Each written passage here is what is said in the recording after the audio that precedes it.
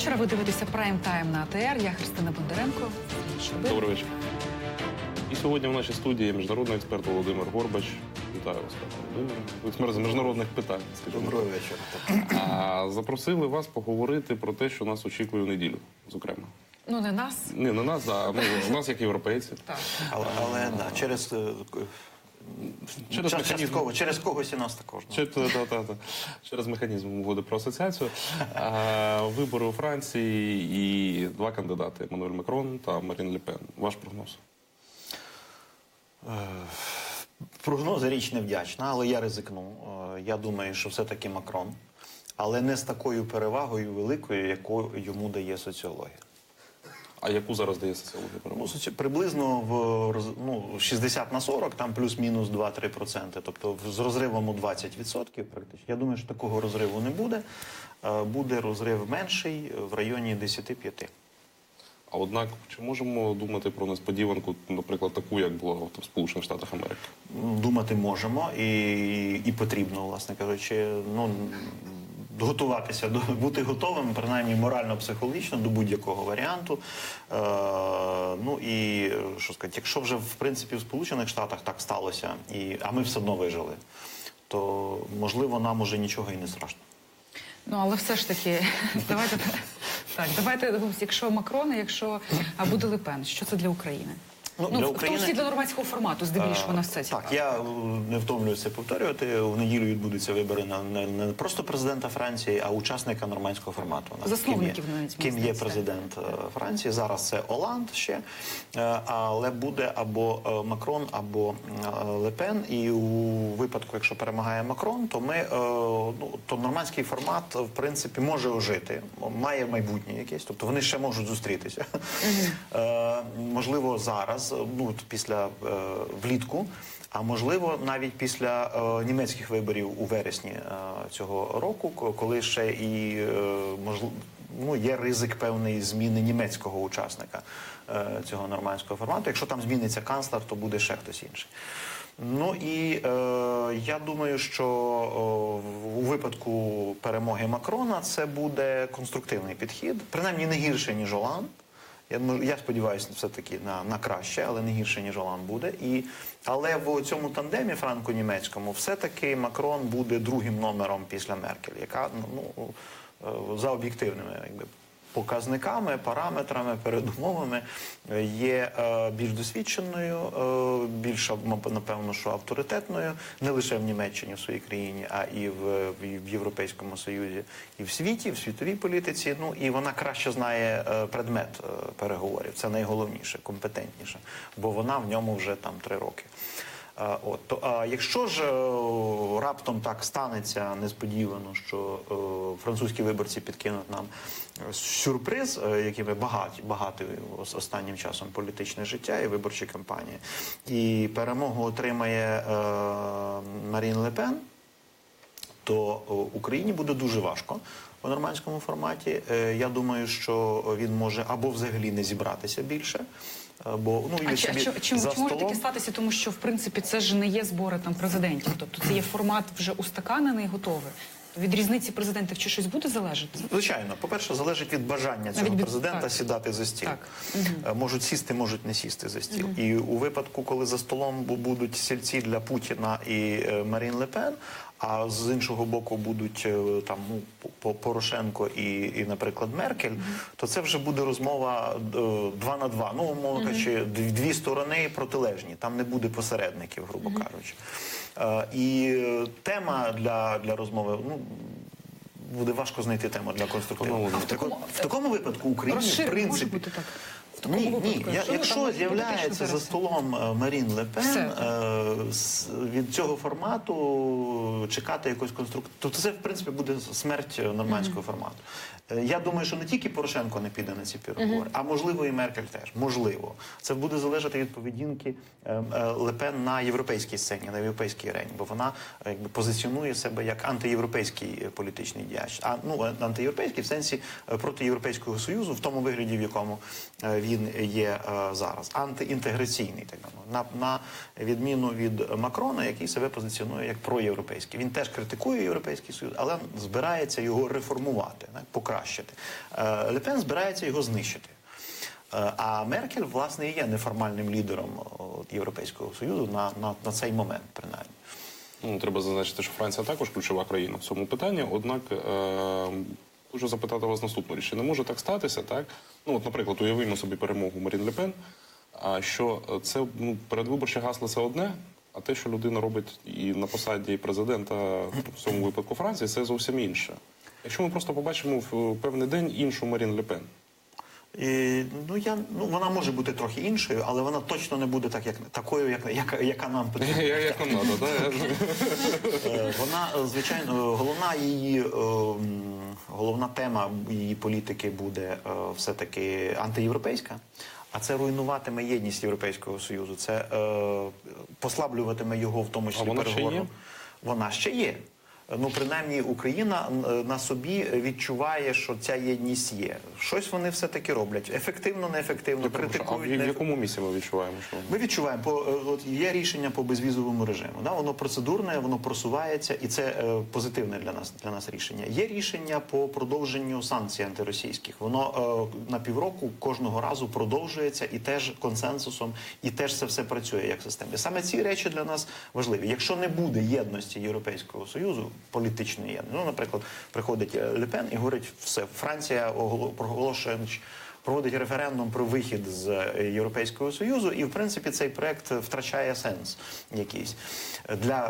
Для всіх інших, чи для половини членів цієї, відповідно, руйнується єдність позиції європейської. Росіяни ведуть окрему політику з Францією, окрему політику з Німеччиною, окрему політику з Італією, і намагаються, і виторговують на кожному напрямку собі якісь бонуси. Перш за все, в питаннях, звичайно, там санкцій, в тому числі це позначається на нашій позиції. У нас, так би мовити, наше запілля, наш тил серйозно послаблюється в такому випадку. Тому і небезпечна перемога Марін Ле Пен для України.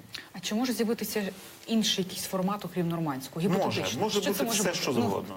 Може бути, яка робоча версія саме така, адекватна на ваш погляд? Найбільш адекватна робоча версія – це прямі переговори між Путіним і Трампом. Цього хоче, принаймні, російська сторона, напевно, що цього поки що не хоче американська сторона, бо... Чи хочемо ми цього? Для нас це теж ризиковано. Для нас це теж зараз, в даний момент, ризиковано, тому що ми не... Це питання може вирішитися без нас просто. Так. І як так? Які ризики? То чим саме?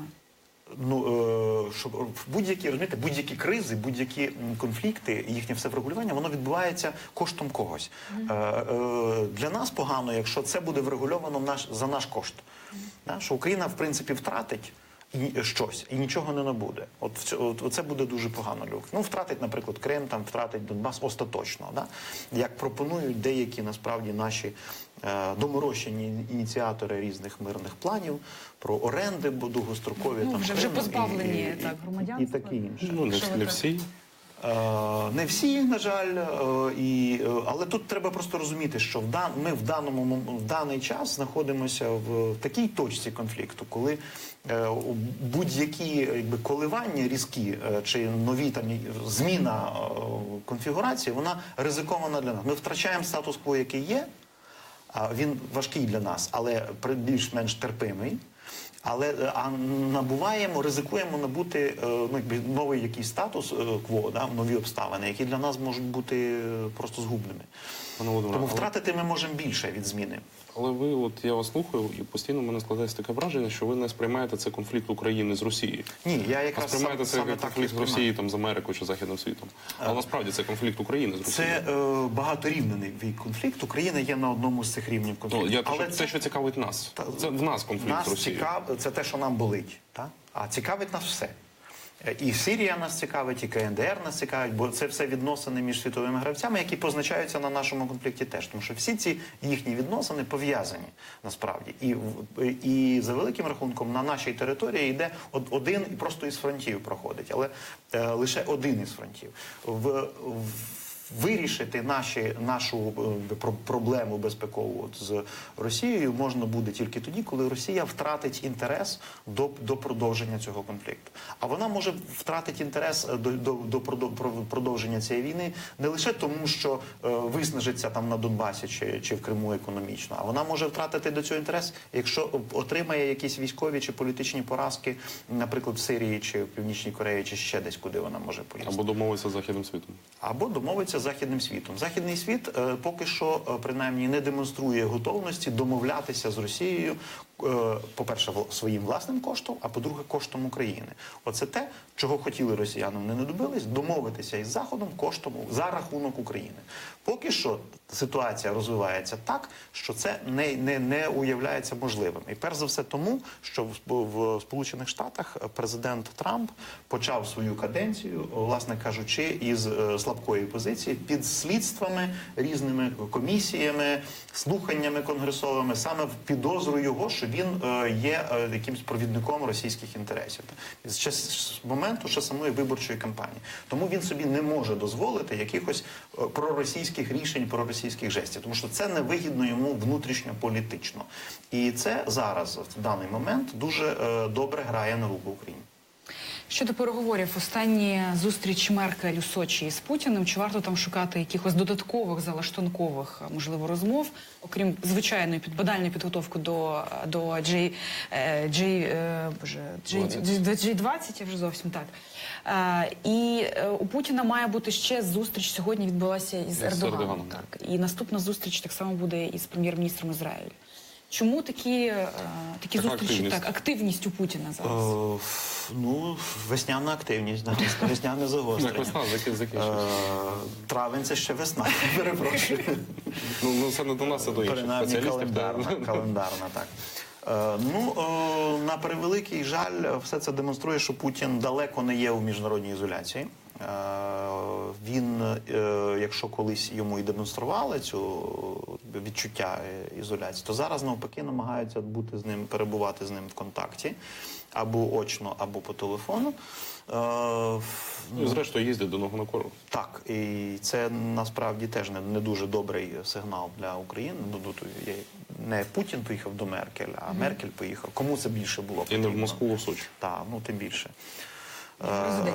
Очевидно, це більше було потрібно тому, хто поїхав, а не тому, до кого. Є свої, мабуть, міркування і причини у Ангели Меркель, німецького канцлера для цього, там виборча кампанія, таке інше. Але розмова, звичайно, що йшла на різні теми, не лише про Велику Двадцятку, цю зустріч у Гамбурзі. І запрошення. Там теж важливо. Ангелі Меркель важливо показати себе як хазяйку, господарку цього саміту, свою ефективність на міжнародній арені. І будь-які такого роду зустрічі, вони закінчуються підписанням якогось ком'юніке, спільного узгодженого тексту, під яким російський підпис Путіна теж потрібен. Тому з ним треба підтримувати якийсь діалог, щоб він не влаштував демарш. Але це такі дуже умовні, це те, що стосується такий зовнішньополітичний політез. І, звичайно, що Ангела Меркель готується активно. Найважливіше для неї – це внутрішня виборча кампанія, німецькі вибори на початку вересня. В неї непогані шанси знову очолити Федеративну Республіку Німеччина і далі продовжувати свою лінію, свою політику, рятувати Європу і Німеччину там від всього, від Путіна, від Брекзіта, від, можливо, Ле Пен. Скажіть, щодо німецьких виборів, так, є другий кандидат, це Мартін Шульц. Топовий кандидат на посаду канцлера. Однак він не сприймається так, як, наприклад, сприймається та ж сама Ле Пен. То він не є там людиною проросійських поглядів, принаймні зовні. А у випадку його перемоги і у випадку відходу Ангели Меркель, які є ризики для нас та для Євросоюзу? У випадку перемоги Шульца як лідера соціал-демократів, якщо вони сформують свій уряд, і він буде канцлером, це буде певна така щось нове, свіже може з'явитися в українсько-німецьких відносинах, бо зміниться людина. Але він теж не просто не вважається не проросійським, він загалом позиціонує себе як друг України. Тому якихось геополітичних ризиків Україна не матиме. Я думаю, що і в двосторонніх відносинах, і в європейській політиці Мартіна Шульца якихось кардинальних змін не відбудеться. Можливо, інші члени Європейського Союзу якось інакше відреагують на його перемогу, ніж на Ангелу Меркель. Це якісь внутрішні ризики можуть бути, але теж не системного характеру. Просто тимчасові якісь там притирання до нового. А аналогом Марін Ле Пен в німецьких виборах є партія, яка називається «Альтернатива для Німеччини». Тобто це контрсистемна чи несистемна партія. Тобто партія, яка проголошує своєю програмою знищення повної нинішньої зовнішньої політики чи європейського інтеграційного проєкту, це антиєвропейська партія. Альтернатива для Німеччини – це і є такий аналог Національного фронту французького.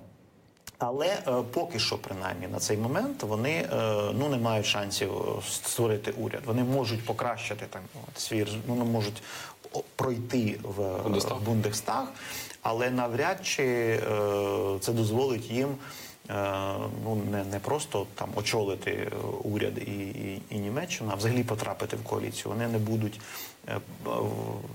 такими партнерами для будівництва коаліції, для будь-якої партії. Швидше створиться якась велика коаліція з ХДС, КСС і соціал-демократами, ніж якась контрсистемна така, як з альтернативної Німеччини. А в цьому випадку, якщо, знову ж таки, Меркель вже переможе на цих виборах, вона залишиться канцлером, чи ці позиції її будуть такі самі у Європейському Союзі ще на кілька років? Чи вона зафіксується на них, або її позиції все ж таки будуть послаблені? Ви знаєте, її позиція, мабуть, залишатиметься її позицією. Вона досить довго в політиці, вона виробила, сформулювала і дотримується своєї позиції достатньо послідовно, але і навряд чи її буде змінювати, бо якби щось вже є успішне, то його нема сенсу змінювати.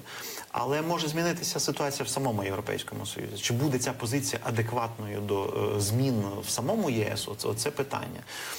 А випробування є, і вони будуть, і їх ще буде багато. Найголовніша проблема – це переговори з Великобританією про умови виходу Великобританії.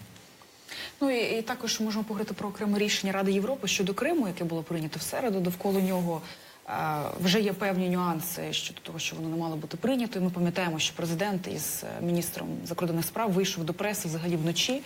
Їх не очікували, нічого не анонсувалося. Чому це все трималося в такій таємниці? Я думаю, що просто несподівано це все, несподівано вийшло. Да? Чому не було анонсу, чому не було чому так вийшло сповіщення про те, що це питання взагалі буде розглядати? Можливо, тому і не було анонсу, що не вірили, що це вийде, що це вийде. Наскільки, я не знаю деталей, чому так сталося, якихось внутрішньої інформації в мене немає, але знаю, що роль, так би мовити, української делегації і українського представника при Раді Європи в Страсбурзі була доволі серйозною і визначальною. Молодого українського дипломата Дмитра Кулеби. От начебто, мабуть, ніхто не вірив, що це реалістично буде зробити. Але, і тому, що не було великої посиленої уваги, воно і пройшло. Насправді, таке буває в дипломатії. Але в цій студії був сьогодні Мустафа Джемілєв. Він вважає, що це рішення, зрештою, залишиться важливою, але тільки декларацією. Звичайно, як і всі рішення Ради Європи. Виконувати його ніхто не буде. Однак, які питання в випадку невиконання можуть бути поставлені, наприклад, чи можуть Росію виключити з Ради Європи, якщо, зокрема, це рішення не буде виконано? Ну, я думаю, це було б справедливо, і взагалі варто було би поставити, зараз я так напівжартома говорю, поставити питання про належність Росії до європейського континенту з географічних причин. З географічних, я думав, з цивілізаційних. Ну, але воно, так би мовити, це питання пов'язані географічно-цивілізаційних. Ну, ми знаємо, що в парламентській асамблеї Ради Європи Росія вже якби не представлена досить давно, тобто вона фактично якби не бере в цьому участі, і ну, формально з Ради Європи виключити, ну, безпрецедентно, я думаю. Це була історія здається, з Білорусією, там було припинено членство на якийсь час, можливо, навіть до цього часу. Через внутрішні причини. Все-таки Рада Європи – це той орган, який там більше 50 чи 50 членів, і вони, головна профільна тема – це права людини. Дотримання прав людини всередині самої країни. Профільна тема і в цьому випадку, тому що тут йдеться мова в першу чергу про порушення прав людини і про репресії щодо кримських татар та українців. Тому і рішення на себе взяв Комітет міністрів закордонних справ, ухвалив це рішення, як компетентне як в сферу своєї компетенції, скажімо так. Але я не думаю, що дійде до виключення Росії з Ради Європи. Вони все-таки бояться втратити цю можливість, бо є культ все-таки якогось там діалогу. Да? Якщо повністю виключити, то значить припинити діалог, а якщо не вести діалог, то невідомо, що від них чекати. Ні, чому війна? Просто припинення контактів. От чому зразу треба думати і говорити про війну? Це не привід для оголошення війни. Це логіка підручника з всесвітньої історії. Не факт. Просто припиняються стосунки і ігнорують сторони одного.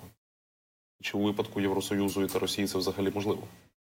Європи, скажімо, навіть не Євросоюзу, а й Європи. Звичайно, ні. Тим більше у випадку сучасного способу життя. Причому не важливо, хто буде президентом у Франції, в Німеччині. Так, тут теж.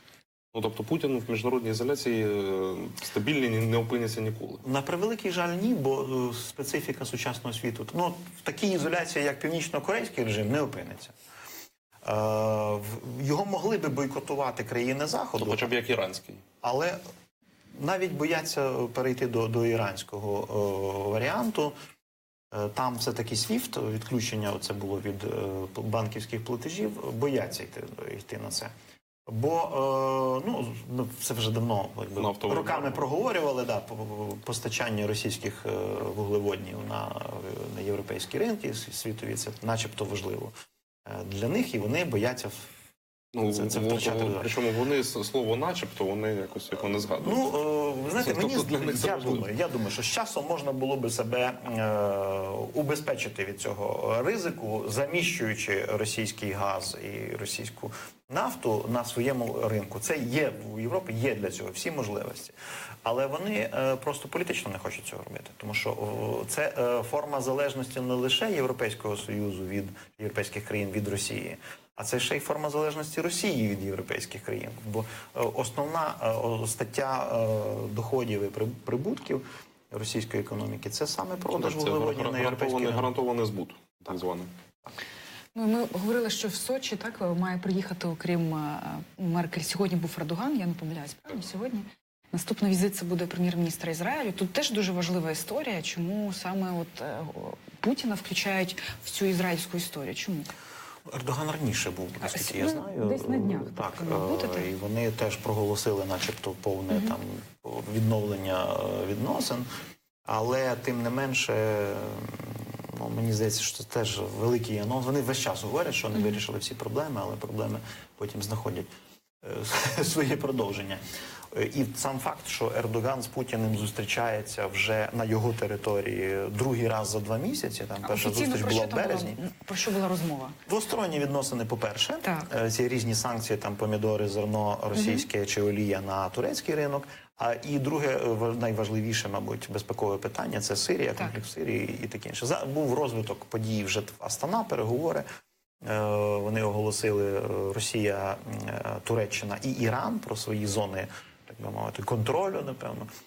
на території Сирії. Там, ну, одним словом, якось цей процес розвивається, і сторони справді потребують одна одної. Ми пам'ятаємо про це збитий російський літак турецькою авіацією, все-таки намагаються бути обережніше поводитися зі зброєю в цій ситуації. Ну і Нетаньяху, в принципі, давній стратегічний партнер Росії теж. І наявність російських військ у Сирії є серйозною причиною для Ізраїлю вести переговори з росіянами і координувати дії. Там нема союзництва, там є, але ну, є принаймні якась спроба виробити якісь якби спільні підходи до окремих ну, там, груп формувань бойовиків, до режиму Асада. Ну тут не виходить нічого. Бо в Росії інша позиція. Ну, але я, наскільки знаю, Нетаньяху і до Києва збирається. Чи от була чи телефонні переговори були в нього з Порошенком? Він має приїхати. Ну, розмова була про те, що має відбутися його візит. Тому це буде турне. Якщо ми вже заговорили про Схід, хотілося б поговорити з вами ще про турецький референдум, який відбувся декілька тижнів тому, посилення влади Ердогана. Все ж таки він переміг на цьому референдумі, тепер президентські повноваження дуже сильно розширені. Я хотів вас запитати про наступну річ. Як це позначиться на якихось євроінтеграційних, зокрема, прагненнях Туреччини? Тому що дуже часто Туреччину порівнювали з Україною в цьому питанні. Тому що Туреччина дуже багато, вже десятки років асоційований член Євросоюзу, однак далі справа в них не просунулася і, здається, 60-х, 70-х років вона тримається на цьому ж етапі. Я так розумію, що тепер про це взагалі не йдеться. Ну, за великим рахунком, самим туркам давно вже було ясно, що Європейський Союз не горить бажанням приймати Туреччину до свого складу. Вона вела переговори. І ну, якби формально вона на стадії переговорів, тобто справа зрушилась далі. Формально на стадії переговорів вона з 65-го, здається. І вони періодично відкривають нові, так би мовити, глави чи теми, розділи про переговор, ну, тематику самого переговорного процесу. І далі це все відсувається. В принципі, Ердоган вже сказав про те, що ну, задекларував свою позицію, що це не та морквина, за якою вони будуть виконувати всі вимоги, всі умови, всі побажання Європейського Союзу. Референдум він виграв, але виграв з маленькою перевагою. Україна розділена. Так, і він отримав серйозну опозицію через цей референдум. Європейський Союз зробив свої заяви і оцінки цього референдуму. Щодо повного розриву і от оголошення, так би мовити, ну, повної відмови, ну, припинення переговорів от про інтеграцію в Європейський Союз. Європейський Союз нову провів червону лінію. Це добре, це референдум, ви провели там, ну, так чи інакше, це ваше внутрішнє рішення. Але якщо буде повернення до смертної кари, про що начебто на одному з мітингів заявив Ердоган, то тоді вже це точно, якби буде, тоді вже точно не треба звертатися до Європейського Союзу, це зовсім інша буде там турецька цивілізація. І я думаю, що турецький мір, да? Так, тюркський світ. Ну, в даному випадку, звичайно, що це ну, до певної міри жарт, це не є аналог руського міра зовсім. Це ми так пожартували. Ну і ще один момент. Результати референдуму будуть імплементовані лише з Нового року. Тобто вони ще не вступили в силу. Хоча, звичайно, політично Ердоган має фактично всю повноту влади. До речі, але не стільки тому, що така Конституція, а тому, що в нього немає реального політичного конкурента на турецькому політичному. Чи можна говорити про те, що світ отримав чергового східного диктатора? Який зафіксується набагато, можливо, навіть на десятки років. Ну, 12 вже точно. Ну, він вже достатньо давно присутній на політичній сцені, він вже зафіксувався, він вже війшов точно однозначно в історію Туреччини. І його нього, ну, не знаю, чи варто це називати диктатором, але стиль лідерства авторитарний, це однозначно.